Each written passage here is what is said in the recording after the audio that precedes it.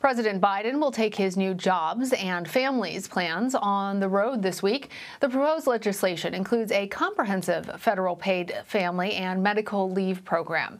The Biden administration says the plan would cost $225 billion over 10 years. It is designed to provide Americans with 12 weeks of paid time off to cover a range of situations, things like the arrival of a new child, serious illness, or a loved one's military deployment. If passed, workers could collect 2/3 of their usual wages, capped at $4,000 a month. For more on this, I want to bring in Tameka Henry. She is a community activist and a founding member of Rise Up Nevada.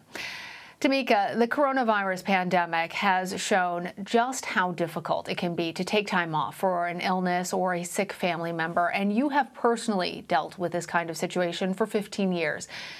Can you tell us your story? Absolutely. Thank you for having me. My husband became disabled in 2006 with an illness called gastroparesis. It often lands him in the hospital.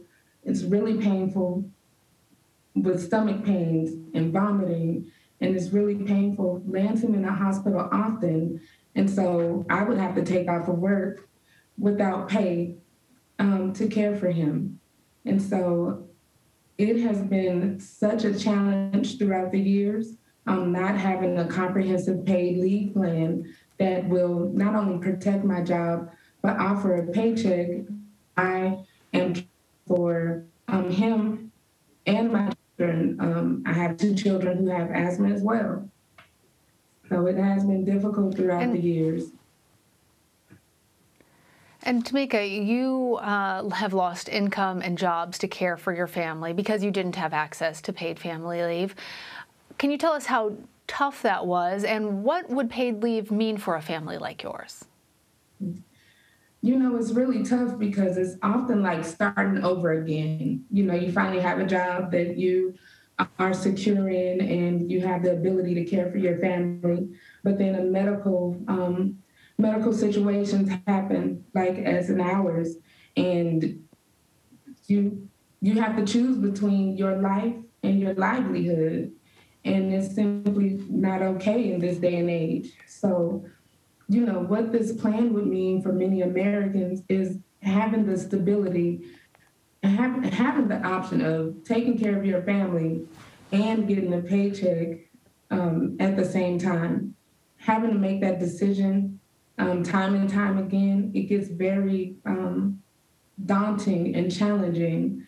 And we do want to take care of our families. We do want to work. We do want to live the American dream, but it's unobtainable for those who have family members who may have a medical issue that we don't have any control over. Well, a lot of people our age already are taking care of their kids. Add on top of that, in your case, you're taking care of your spouse. And then on top of all of that, more older Americans are getting to the age where they may need extra care, and adult children are increasingly finding themselves caring for their parents as well as their children. How does that squeeze affect families? Absolutely. That really touches close to home, because my grandfather passed away last year, and during the pandemic, and my uncle also passed away during the pandemic. My uncle was my grandfather's caretaker for years, and prior to that, he was my grandmother's caretaker. He often would take off work to ensure that they were able to get their dialysis or go to their treatments, or as my grandfather was aging, making sure that he made it to his doctor's appointments. And my uncle would take off of work to care for him, and oftentimes didn't get to take care of himself, didn't have the time to take care of himself. And I lost them both last year in the midst of a pandemic, and it was really difficult. And even I have my aunt, my grandmother had cancer, and my aunt would take off of work, and oftentimes without pay, but it's so important to be there for your loved ones, like your grandparents, your parents. They took care of you when you were growing up. As there is important to be there for them, to assist them in their care, and to let them know that they're not in this alone. But sometimes for many families, they don't get a paycheck when they take off work to care for a family member. A lot of people don't realize that it's much different than FMLA. The Paid Leave Act would be much different than FMLA. FMLA protects your job. A Paid Family Medical Leave Act would protect, it would offer a payment or protect your paycheck. So you can do both. Tameka, your family has clearly had more than its fair share of struggles, and for people listening to your story, I'm sure that there are hearts opening to you right now, but the reality of the situation is that this proposal is going to see a lot of opposition in Congress, particularly to the price tag. What do you have to say to lawmakers who say that the country simply can't afford this? You know, I know that we can afford this. You know, I think that it's important that we often invest in our infrastructures in this nation.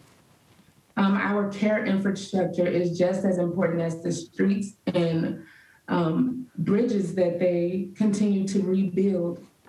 And it's time for us to make bold public investments in our care infrastructure.